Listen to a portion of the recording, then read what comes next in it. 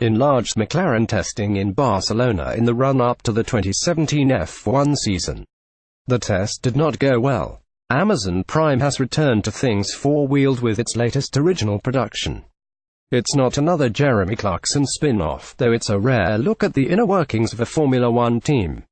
Grand Prix Driver is a four-part documentary, available from today, that gives the viewer an access all pass into the workings of the McLaren team as it gets ready for the 2017 Formula One season.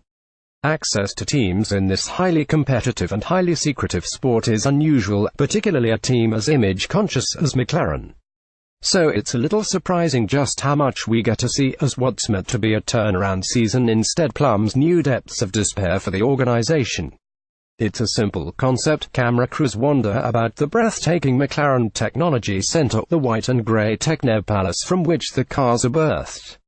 They film in meeting rooms, workshop bays, and at the test track, as the 2017 car comes together and the team's two drivers, superstar Fernando Alonso and rookie Stoffel Vandoorne, in the run-up to the first race of the year. But the cameras are visiting MTC at an eventful time. Ron Dennis has run the team since 1981, during which time it redefined professionalism in the paddock. A technocrat with a truly obsessive attention to detail, Dennis oversaw the vast majority of its World Drivers' Championships 10 out of 12 and World Constructors' Championships 7 out of 8. But McLaren hasn't had that kind of form of late, and its last win was in 2012. As the documentary opens, Dennis has just been pushed out by the team's other shareholders and replaced by Zak Brown, whose job it is to get new sponsors, and therefore more budget, to get back on top. If it were just the chaos of a new boss coming in, we might have ended up with an automotive version of The Office. But for McLaren, it gets worse. Enlarged Fernando Alonso and Stoffel Vandoorne are either side of their 2017 car, the MCL32. The team is in the third year of a partnership with Honda, which makes the fiercely complicated engines and hybrid systems now required by the rules. During the 1980s, McLaren-Honda was feared by all, coming closer to a perfect season in 1988 than anyone before or since. The sport is very different now. The powertrains are orders of magnitude more complicated, and testing, which was once unlimited, is now highly restricted both before and during the season. Honda's engines have, to put it bluntly, sucked. When it joined up with McLaren in 2015, Mercedes, Ferrari, and Renault already had a year running the new hybrids under the collective belt. Over the next 2 years, Honda has tried to catch up, battling poor reliability and a power deficit.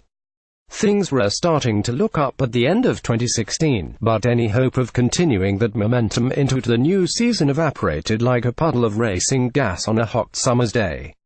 The new engine doesn't fit the new car, and when it is possible to get a car up and running at the Barcelona pre-season test, it keeps breaking down. By September, So2 had the relationship with Honda.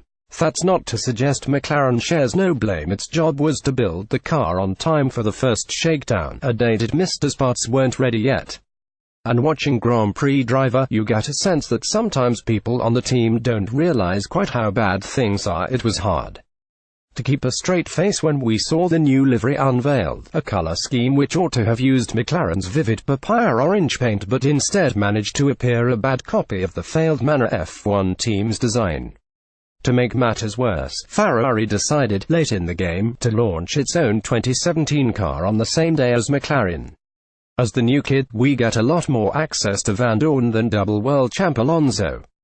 That's probably to be expected. Racing director Eric Boulier openly worries that Alonso will take one look at the new car's poor performance and use it as an excuse to leave the team. So keeping cameras out of Alonso's way was surely a priority. But even if his appearance as a brief Grand Prix driver is worth a watch, the Vandoorne is engaging, and definitely a star of the future. And even if McLaren went on to have a dismal 2017, the documentary provides a vivid snapshot of this expensive and rarefied corner of the motorsports world. I mean, could you imagine Ron letting this happen?